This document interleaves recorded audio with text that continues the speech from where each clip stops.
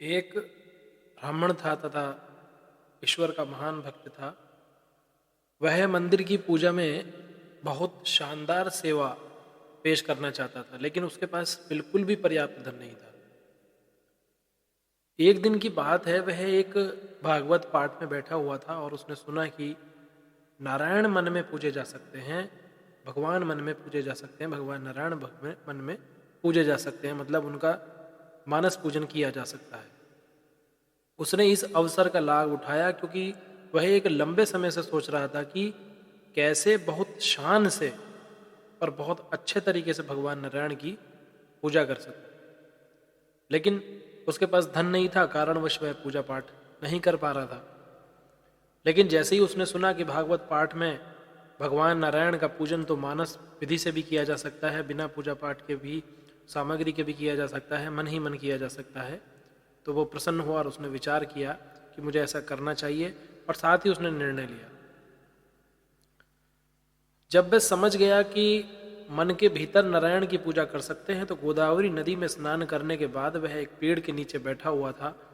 अपने मन के भीतर वह बहुत खूबसूरत सिंहासन का निर्माण कर रहा था। गहनों से लदी और सिंहासन पर भगवान की मूर्ति को उसने रखा हुआ था। वह भगवान का गंगा, यमुना, गोदावरी, नर्मदा, कावेरी नदी के जल के साथ अभिषेक भी कर रहा था। फिर बहुत अच्छी तरह से भगवान का श्रृंगार उसने किया, फूल माला और उनकी पूजा की। मन ही मन मानस उपचार से उसने उनकी पूजा की। वह बहुत अच्छी तरह से भोजन भी पका रहा था और मीठे चावल भी पका रहा था, लेकिन वो उस भोजन को परखना चाहता था, क्योंकि गरम गरम भोजन का भोग तो नहीं लगा सकता, तो इसलिए वो उसको परखना चाहता था कि भोजन गर्म तो नहीं है ज़्यादा, ताकि उसका भोग न लगाया जा सके। तो उसने जैसे ही उस भोजन में उंगली डाली तो उसकी उंगली जो है वो जल गई। अब जैसे ही उसकी उंगली जली तो उसका ध्यान टूटा, क्योंकि वहां कुछ भी नहीं था, केवल वह अपने मन के भीतर ही ये सब कल्पना कर रहा था। लेकिन उसने जैसे ही अपनी आंखें खोलकर उस उंगली को देखा तो वह उंगली जली हुई थी और वह आश्चर्यचकित रह गया। इस तरह बैकुंठ से नारायण मुस्कुरा रहे थे, और तभी देवी लक्ष्मी उनसे पूछती हैं कि आप क्यों मुस्कुरा रहे हैं।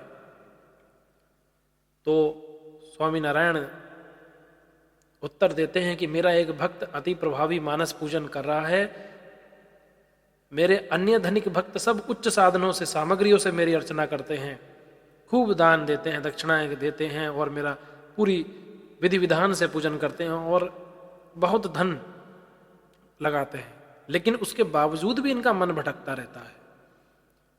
और इस भक्त को देखो, इसका समर्पण देखो, इस समर्पित भक्त का वास वैकुंठ में होना चाहिए।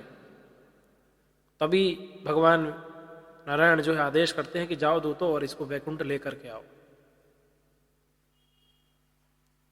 इस कथा से हमें यह पता चलता है कि भक्ति योग इतना अच्छा है कि भले ही आपके पास भगवान के भव्य पूजा के लिए साधन ना हो, आप मन के भीतर यह कर सकते हो, यह भी संभव है। इसी को मानस पूजन कहते हैं कि मन में किया गया पूजन का फल भी किए हुए पूजन के अनुरूप है, बस आपका मन ना भटके।